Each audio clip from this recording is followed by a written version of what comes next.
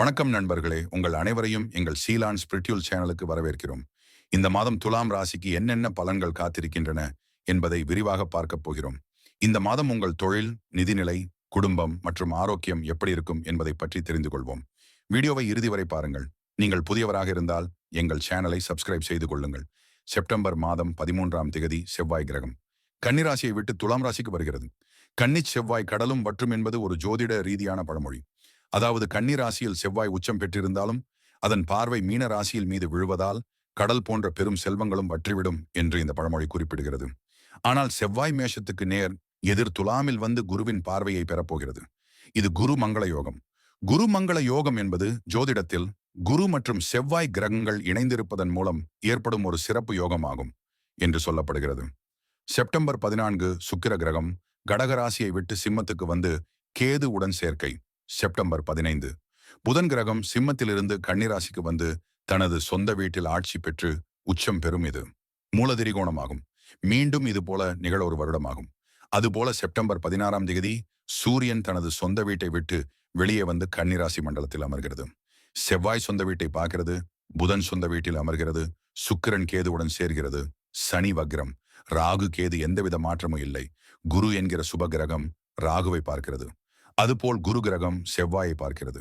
இதுதான் கிரக நிலைகள். துலாம் ராசிக்கு இதுவரை என்ன பிரச்சனை நடந்தது என்று பார்த்தால், ராசிக்கு 8ஆம் இடம் என்று சொல்லக்கூடிய அஷ்டமத்தில் குரு வந்து அமர்ந்து இவர்களை சுக்குநூறாக சிதைத்து விட்டது.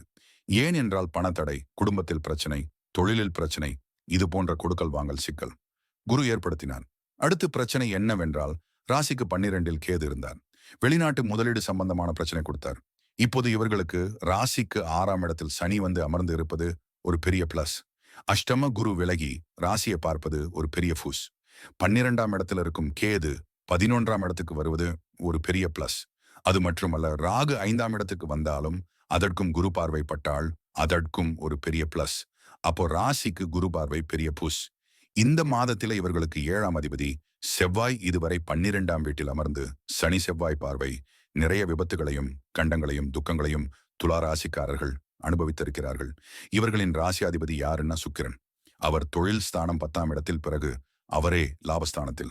ராசியாதிபதி லாபஸ்தானத்திற்கு வருவது என்பது ஒரு வருடத்திற்கு ஒரு முறைதான் நடக்கிறது. இவர்களுக்கு ஒரு நிகரற்ற லாபம் தொழில் சம்பந்தப்பட்ட விஷயத்திலும் இனி நடக்காது. இனி ஓடாது அப்படின்னு அசுத்தமான விஷயங்களை எல்லாம் தூசி தட்டி அதனை விற்கக்கூடிய அமைப்பு, அவற்றை ஏற்கக்கூடிய அமைப்பு, தொழில் மூலம் லாபம் இருக்கக்கூடிய அமைப்பாக இவர்களுக்கு வருவது. ராசியில் 12இல் உள்ள செவ்வாய் ராசிக்கு வந்து விட்டார். ராசிக்கு செவ்வா வந்தாலே கோபம் வரும், டென்ஷன் வரும், வீரம் வரும் அப்படின்னு இந்த இடத்துல ஒத்து வராது. ஏனென்றால் செவ்வாயை குரு பார்க்கிறார். குருமங்கள யோகம், வெற்றி ஸ்தானாதிபதி தனஸ்தானத்தை பார்க்கிறது. அப்போ துவண்டு போன துளராசிக்காரர்கள் இழந்து வேகமாக இயங்குவது இந்த செவ்வாய்க்கு எப்போது குரு பார்வை. இவர்களுக்கு இப்போ பெரிய பிளஸ். ஏற்கனவே இவர்களுக்கு லாபஸ்தானத்தில் புதன் இருக்கிறார். 12ஆம் வீட்டுக்கு புதன் ஆட்சியாக வந்தாலும் கூட இவர்களுக்கு வெளிநாட்டு தொழில் கூட இவர்களுக்கு வெற்றி. இவர்களின் வெற்றி ஸ்தானத்துக்கு குரு பார்வை அப்போ வெற்றி கிடைக்கிறது என்றுதான் எடுத்துக்கொள்ள வேண்டும். ராசியை பார்க்கக்கூடிய குரு வெற்றி ஸ்தானத்தை பார்க்கிறார். சுகஸ்தானத்துக்கு அதிபதியான சனி 6ஆம் இடத்தில் சுறுசுறுப்பாக விறுவிறுப்பாக இயக்குவார். வேலையில் இருக்கக்கூடிய நபர்களுக்கு வேறு ஒரு இடமாற்றம், சம்பள உயர்வு, புரமோஷன் அனைத்துமே ஏற்படக்கூடிய காலகட்டம். அதில் விசேஷமான அபிவிருத்தி என்பது ஏற்படும். 5ஆம் இடத்தில் இருக்கக்கூடிய ராகுக்கு குரு பார்வை. இது பாருங்க, ராசிக்கு 5ஆம் இடத்துல ராகு, 9ஆம் இடத்தில் குரு, ராசி 1ஆம் இடத்துல. இது மூன்றுமே திரிகோணம். இந்த மூன்றும் திரிகோணமும் இணைக்கப்படுவது ராகு தனக்கு எந்த கோணத்தில் திரிகோணத்தில் இருக்கிறதோ அவனுடைய சக்தியையும் சேர்த்து எடுத்து பிரதிபலிக்கும். இந்த ராகுக்கு சுக்கிரனின் பார்வை, இது எல்லாமே 5ஆம் இடத்தை மேலும் மேலும் பலப்படுத்துகிறது. 5ஆம் இடம் பூர்வீகம். பூர்வீகத்தில் இடம் வைத்தேன், அது விற்கவில்லை அப்படி என்று சொல்லக்கூடியவர்கள் இப்போது வெற்றி. குடும்பத்துடன் வெளிநாட்டு பயணம், அனைத்தும் இப்போது வெற்றி மேல் வெற்றிதான். 6ஆம் இடத்தில் சனி என்பது உபஜயஸ்தானத்தில் மிகப்பெரிய வெற்றி. 7ஆம் அதிபதிக்கு செவ்வாய்க்கு குரு பார்வை. உங்கள் மனைவி அல்லது கணவருக்கும் வெற்றிதான். கண்டிப்பாக குழந்தை இல்லாதவர்களுக்கு குழந்தை பாக்கியம் உண்டாகும். 1, 5, 9.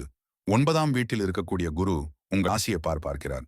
வெளிநாட்டு தொடர்பு, சந்தான பாக்கியம், பூர்வீக அபிவிருத்தி பூரண பலம் பெறுகிறது. பல நாட்களுக்கு பிறகு பிரபஞ்சம் கொடுக்கக்கூடிய கிரக நிலைகள் பூரணமான வெற்றி கொடுக்கிறது. மொத்தத்துல இந்த மாதம் துலாம் ராசிக்கு ஒரு சிறப்பான மாதமாக அமையும். இந்த ராசி பலன் உங்களுக்கு உதவியாக இருக்கும் என்று நம்புகிறோம். அடுத்த வீடியோவில் சந்திப்போம். நன்றி.